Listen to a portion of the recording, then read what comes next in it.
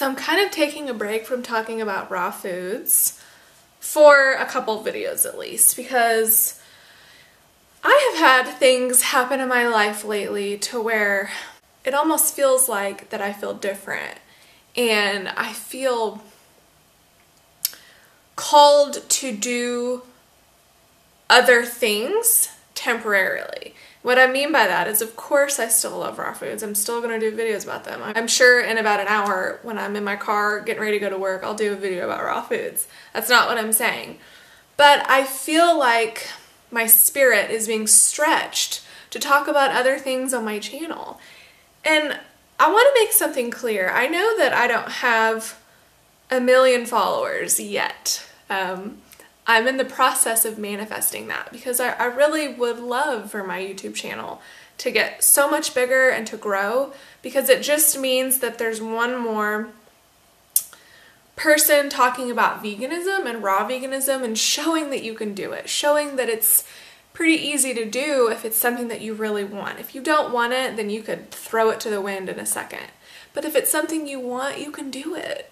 And I feel like that it's such a blessing that I can bring that to the world.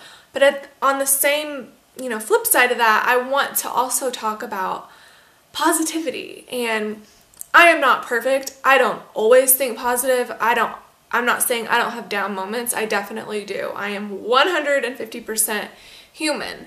And we're all going to have moments where we can, think that we're positive, but then we have troubling times. But the point is that you have to always go back to positivity and trying to do everything you can to live a life that you're proud of. And so that is my little spiel, and now I'm going to get into what I want to talk about today. I want to talk about the inevitables in life. There are things that are just going to happen no matter what you do, how positive you are, how much you pray, how many fruits and vegetables you eat. There's going to be inevitables in life. And I'm going to kind of go through a list. I have my phone down here where I swear I have my little notes in my phone and it is just loaded with stuff. So number 1, there's going to be lots of waiting in life. And that is something that I had to come to grips with probably about 2 years ago. I remember telling my mom, I'm like, Mom, I feel like I'm on this waiting game. I'm waiting. And because there's things in my heart that I've always wanted. And so I thought that I was just constantly waiting for them. But slowly I've realized that the waiting ended and I had things come to me and was so happy. And I kind of forgot about waiting, I thought, well, I'm finally getting what I want, I forgot about waiting. But the thing about waiting is that once you think you're done with it, something comes back into your life and you realize, okay, I gotta wait for this now, But what you can do is you can learn to wait with a smile on your face and just accept it and move on. Number 2, not everyone is going to like you. And it's not like I've had a ton of experiences where people have, I found out they don't like me or whatever, but people keep to themselves that they don't like you. So you might be in a room full of people, your workplace, your friends and family, and not everyone's gonna like you. And especially when you're an alien from planet Mars who is a raw vegan, sometimes that can ruffle people's feathers. And the food thing, it can make people not like you, and because they think that you think that you're superior or something, and really, at least for me, that's the farthest thing from the truth. I just love raw foods and I love talking about it and practicing it in my life. But not everyone is going to like you, and sometimes you have to say, oh well, but the important thing is to bless them and move on. Number 3, you're going to be disappointed. That's inevitable. Not everything is going to be peaches and roses and butterflies. You're going to be disappointed. But every day is a new beginning. Literally every 24 hours, you have a new day. If you're blessed enough to still be in the world, right? And I just find that so cool that literally every morning, let's say you had a bad day, which you manifest, by the way. So if you wake up in the morning and you say, oh, I'm just having a bad day, well, then that just reverberated out to the world and you're going to have a bad day. But anyway, I digress. If you had a bad day yesterday. You can literally go to bed and wake up and be a whole different person. You can have a whole different attitude. You can start appreciating things more, and you can find your world transforming every day. So you're going to be disappointed, but that's inevitable. There's also going to be a lot of times of joy too.